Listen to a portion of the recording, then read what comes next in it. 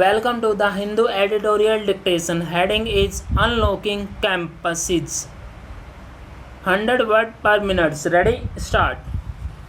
The University Grants Commission has published a revised academic calendar for 2020-21, under which classes can be started for first year undergraduate and postgraduate students from November 1.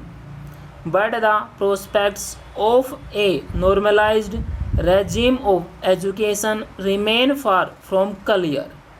In a circular that factors in the uncertainties surrounding COVID 19, the UGC has offered institutions the option of offline, online, or blended modes of instruction. Full stop. For school education, many states have allowed reopening for classes 9 and above from September 21 based on the center's instructions for the unlock phase.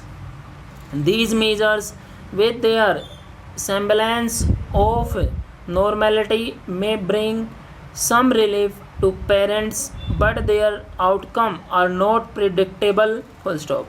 That becomes clear from the experience of the US and the UK. There is apprehension among parents, teachers, and staff that they may get infected, and governments are under greater pressure to test, trace, and isolate in communities with schools and colleges. A US study in preprint conducted by 4 educational institutions after students returned to in-person classes showed that infections for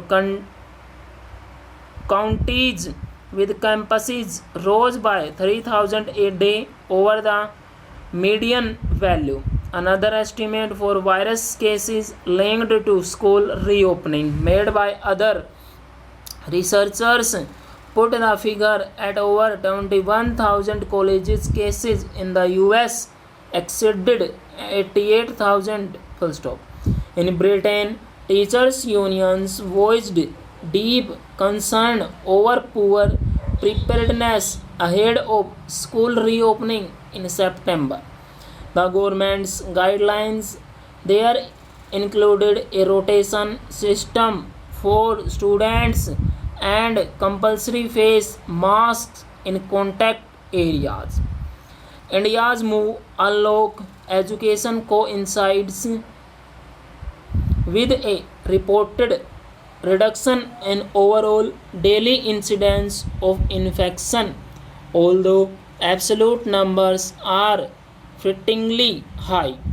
If the UGC's campus calendar is implemented as planned, it would require a high level of commitment among states to do what countries such as Germany, Denmark, and Norway have done: provide free RT-PCR testing and pursue contact tracing where students test positive.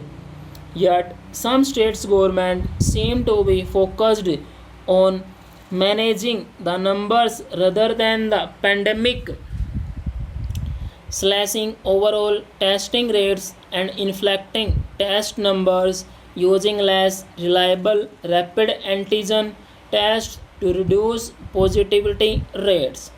This approach is fraught, and the consequences of statistical illusions could prove disastrous. Full stop. Students have no doubt experienced a long summer of discontent with just the option of online classes. The examination schedule and admission systems were severely disrupted.